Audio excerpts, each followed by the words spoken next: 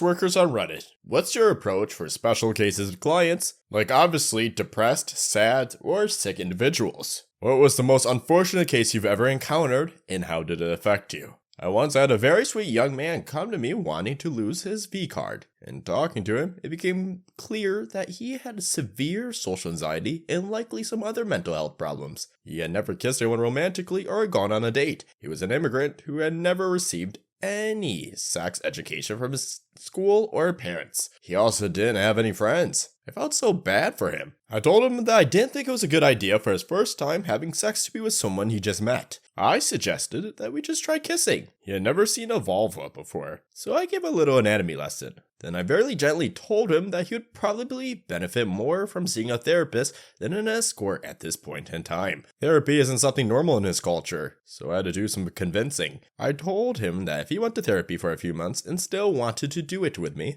I would do it. He trusted me, and he went to therapy. Several months later, he emailed me and thanked me. He had found a good therapist and was starting to make friends. He was hopeful about finding a girlfriend one day and had decided he wanted his first time to be special with someone he loved. I couldn't have been happier to lose a client. Story 2. I worked as a male escort on the side for about 2 years to earn some extra income while trying to get a job in another state. No, we don't get lonely housewives and other exotic fantasy stories. I did primarily stripping at parties and very little actual sex. One of my very rare occasions where I was hired for an actual intercourse session was probably one of the most interesting times of my life though, and ended up being my last for years. It was a friend of someone I did a party for. The actual client wasn't at the party. Anyway, she was one of those very extremely shy introvert girls, a little overweight, kissless virgin who threw her all into her career rather than dating throughout her early 20s. She was nearing 30, and I originally thought, according to her friend, that she just wanted to get the V card thing out of the way. I get to her apartment, there's some anime dude posters, and I brought up that I used to watch that stuff back in high school. Apparently, she was obsessed with shuho anime. I didn't actually know what that was since I hadn't really followed any of this since Bleach was a thing. We got to talking about anime in Japan in general and all of her favorite genre. She admits she was just going along with her friend on this whole escort thing. I've had this response before, and most of the time it's just a defensive excuse like, haha, I never hire someone. I'm just doing it to make my friend shut up. But this one was actually 100% genuine. Something about this was just way more interesting to me. So instead of striptease, foreplay, a whole bunch of licking, and maybe intercourse like usual with these one-on-one clients, I went ahead and offered to go on dinner first. Something I've only done maybe 3 times. Usually with the really nervous girls, but this time, I was genuinely curious. It was awesome to say the least. Once she had a few drinks in her, she wouldn't shut up, and I just let her lay into me and all sorts of anime, Japan travel, even furry stuff. I felt like a high schooler again, but instead of characters going demon form and slice each other up, it was all the surprisingly interesting romance stories and crazy things I didn't even know existed. Dinner ended, we split the bill, and hopped in the car. On the way back, the dam just broke. She completely lost it emotionally. All those lonely years came welling up, constantly surrounded by these wild romance anime she watches and manga she reads. We get back to her place and she just hung out and talked for a while. The idea of it being a session with a client went out the window at that point. We went on a walk around her block, swapped numbers, and called it a night. We dated for about 6 months after that until I finally got the job offer I had been dying for 6 states away. It was a clean breakup. We still chat online sometimes. Her transformation over those months was incredible. She lost weight and we regularly went on bike rides to help. She did end up losing her V card about 2 weeks in. I don't think she was ever the one, but it's probably one of the most positive relationships I had over the years. I also realized that I broke all the escort rules here, but I wasn't even serious about it. I don't think you even can be a guy doing it. I also stopped escorting outside of 1 or 2 in the city I'm at now just for fun. Story 3. Veterans come home from tour will be out with their boy celebrating, and in a split second, a lap dance will go from sexy to holding them while they cry. I think the physically close nature of a lap dance that resembles being held triggers something, especially when the emotional barrier is down due to drinking. My approach is to let them be there as long as they need to be, or until my bosses kick us out. It breaks my heart because there isn't anything more I can do. I want to tell them they can come back and cry as often as they want, and they're safe there. But I think the feelings are just so large that they would want to avoid ever encountering them altogether. Only 2 have come back, and only one of those 2 utilized it as a safe space. Story 4. When I was 18, I was a phone entertainer, phone sex operator. There was this one older gentleman who called every Monday without fail. His wife had passed away, and they never had any children, so he was extremely lonely. He just wanted to talk to someone. I had the option of giving people free minutes, up to 1 hour per month, so he got all the minutes I could give. We talked. He literally just talked about life for about half an hour each week. He just wanted someone to talk to and share his life with. He passed away about a year after I started. I never got last names, but our dispatchers did. So when he didn't call one week, I messaged one of the dispatchers to see if she could find anything on him. I got a link to his obituary that day. Turns out, he was just an hour away. I went to that man's funeral and just broke down. His sister was there, and I guess seeing a 19-year-old crying like she lost everything got to her. I explained what he'd meant to me. I was in an abusive relationship at that time, and he was the closest thing I had to a friend, and how much I would miss the talks we had. She ended up giving me his favorite car hat jacket after our talk. I still use it every winter and think about how it felt to talk to him. I'm so grateful for the time I had to know him, and I miss him so much. If it weren't for him, I would still be in that relationship. But he gave me the strength and advice I needed to leave. R.I.P. Hooli, I miss you, and still have a glass of Johnny Black every year for your birthday. Story 5. I work in a sex club, and we have a program for mentally and physically disabled people who are getting money from the government to come to us. The most special one was with a man who was mentally and physically disabled and couldn't speak, so he could only let me know if he liked something with his eyes. 1 time means yes, and 2 times means no. You need to take a lot of time and have patience with them. To me, it's a big pressure to make it an amazing time for them, and I always try my hardest so they can enjoy it. I always give them a little extra time because they only get in once every few months or so. Story 6. A few years ago, I had a client book me for a dinner date. During the date, he started crying and told me he just got a divorce. He and I started seeing each other often, and I actually met his daughters once. It wasn't planned. His ex-wife was a demanding bee. He loved his daughters so much. He loved to cook and would make his cute homemade lunches for them. He had a terrible time sleeping. He would often get drunk because he was trying to dull the pain. For a while, he found a girlfriend, but it turned out she was just using him for money. The last time I saw him, he was just talking about taking a vacation to Mexico. I didn't hear from him again for a while, and I figured he must have found someone special. I'm not really sure what compelled me, but I googled him. I found his obituary. To this day, it kills me inside because maybe he wasn't really going on vacation. Maybe it meant he was going to end himself. He died only about a week after the last time I saw him. I feel really guilty and I think of him often. He was a really nice person and I feel terrible that he won't see his daughters grow up. Story 7. I once got a call from a guy asking if my place was handicap accessible. I said yes and he showed up. I opened the door and he wheels in and I asked how he'd like to do it or what he was interested in. Turns out he was paralyzed from the waist down. He said he really enjoyed kissing to start, but that any kind of nipple play drove him crazy. I legit spent an hour sucking and biting this guy's nipple, and it drove him crazy. I made my rate with no actual penetration, and he seemed so very pleased to find someone willing to just suck his nipples. Best appointment ever. I've also had a guy that messaged me saying he wanted to get to know me. This usually means he wants to bone for free and is trying to play my emotions to achieve this. But this guy was really just a lonely dude that worked too much and didn't have time for romance. I went to his place and just laid on his bed and talked for the entire time. I ended up doing this several times and felt really good about being able to talk to someone he could just sit and talk to. Eventually he wanted to go sexual, which was fine, but then he started cheaping out on me because we're friends. Nah bruh, I still gotta pay my bills. But initially, it was very sweet. Story 8. I worked as a pro dom many years ago, and there was this one particular session that I'll always remember. The gentleman was in his 40s or 50s, and initially, he just said he wanted a spanking session. During our negotiation, right beforehand, he told me it was important to him that I bring him to tears.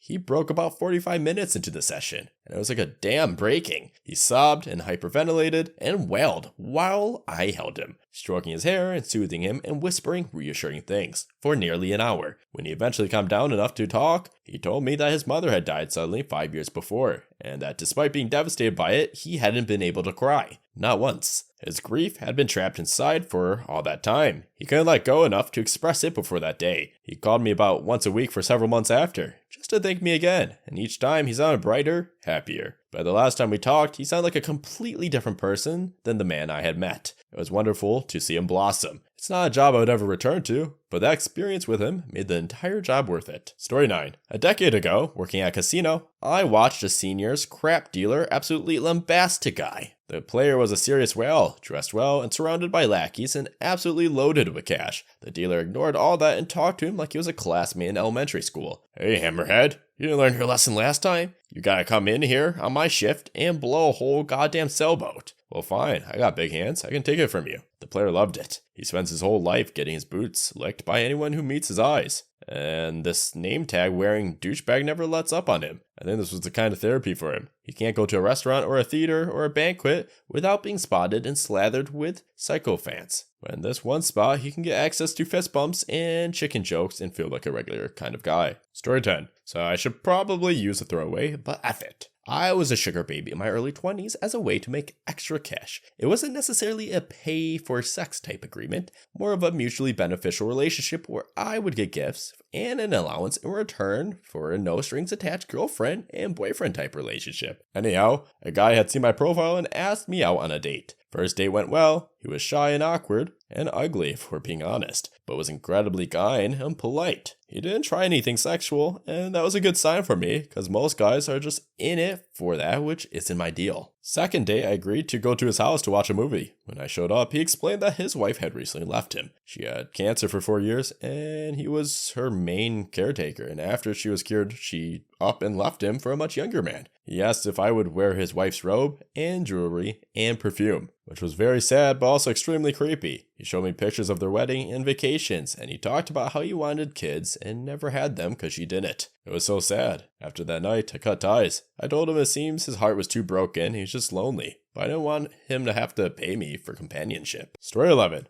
A lot of guys used to be really ashamed about it, which I always thought was sad. I loved my job, and the way I saw it, we're all safe, consenting adults. I'm making a living, and they should just have a pressure-free, shame-free way to enjoy themselves. We're all humans, and the fact is, lots of us like sex. There shouldn't be any shame attached. Also, I'd sometimes get guys who pretty much just wanted a nude female therapist. I remember having this one customer once though. This was at a strip club I worked at, and as soon as we went in the private room, I started getting undressed and he quietly asked me not to and just to sit with him. Not unusual, so I did as he asked. He was a really intelligent bloke, an older guy, seemed like a sort of high-up, successful, educated guy. He was really apologetic to me for just wanting a chat, and I, as usual when this happens, tried to be reassuring and explained that if he just wants a chat, I really am more than happy to. In the room with me, it sort of became obvious that he thought he didn't deserve to look at me, or at women at all. It was really sad. It wasn't about me at all. You could just see that this guy really hated himself. Like he just seemed so upset and disgusted at himself. And he was absolutely lovely. I wish I could help guys not to feel that way about themselves, but sometimes there's not much you can do. Story 12. I met an older man one night while working as an escort. He asked me if I'd like a drink, and when we started talking, we talked all the way through the hour, and when it was up, he tipped me $100 and asked me to come again the following Sunday. He wasn't able to get an erection, and so intercourse was not possible. He wanted a friend, and he found one in me.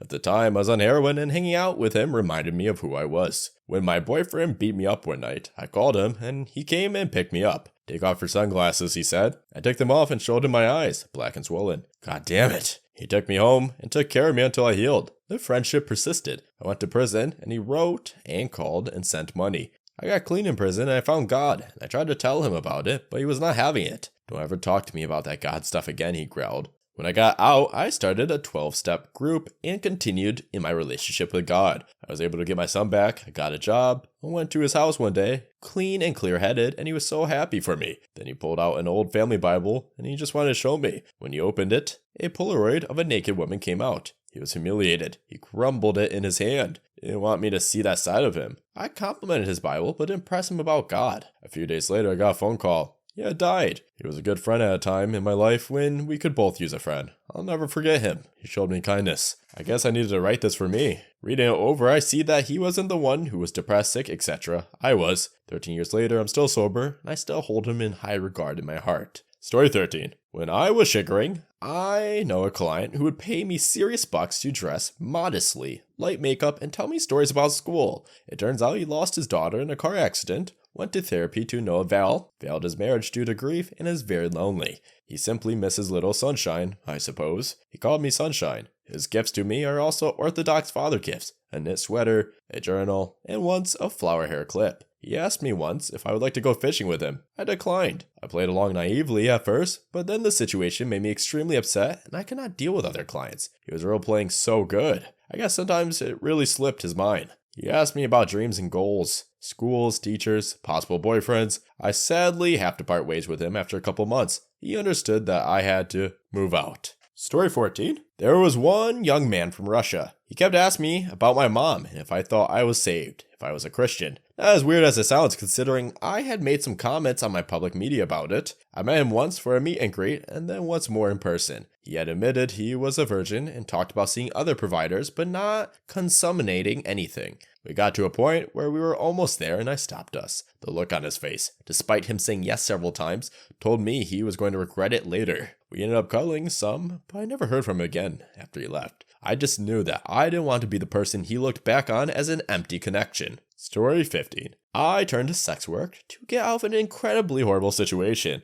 I can understand why people make the decision to go into it willingly. The reason I got out was stigma. After a while, I wound up mainly doing pro-dom work. I put a twist on it. I'd sit down with clients, talk about what they wanted to accomplish, and we'd figure out a plan. When they sell off the plan, there'd be a previously negotiated consequence. Of course, I had some clients for whom it was just a fetish thing, and I'd oblige. I had no problem either way as long as they paid. Well, this one guy seemed like it was just a fetish thing. I'd always meet for coffee to vet them. After the initial meeting, at our first actual session, he asked me to wear a shirt of his dad's. Weird, but okay. Then he asked me to do rather painful things to him, and he was rather specific about what he wanted done. Okay, that was literally my job. Then he started to cry and asked if he could yell at me. He couldn't get over his childhood trauma. I did not feel safe being his outlet for that. Story 16. I had a client contact me by text, and at first he just asked if I did kinky stuff. I said that depends on what he wants, but that I wouldn't judge him either way.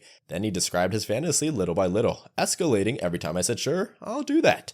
First, he just wanted me to degrade him verbally, calling him a nerd, say he's ugly, quite tame. Then he upped the degrading. He wanted me to come in, grab the money he'd prepare by the door, and do my thing while telling him how sad it was that he had to pay women to do it with him, and how no one would ever want him, and then leave. At first, I was fine with it, but as he progressed and started getting into scat territory, come in, take the money, crap on his chest, leave. It was a bit far for me, but most of all, I started to realize that he meant it. It wasn't a fantasy for him. He genuinely believed that he was nothing but an ugly nerd whom no one would ever love or want to be with, and that it was sad that he was forced to pay me to even touch him. I could not do that to another person. I suggested therapy and declined his offer, telling him that there's nothing wrong with paying for sex if that's what you want, but that he didn't seem to actually want it. Story 17. I was a higher-end escort in my early 20s. I had one guy that paid thousands of dollars for some pretty kinky crap. Lots of and sex toys involved and jointly incorporated. He had a rather calm mental breakdown, expressed his guilt because he's a married father, always showed up in his family minivan. He asked me to take all his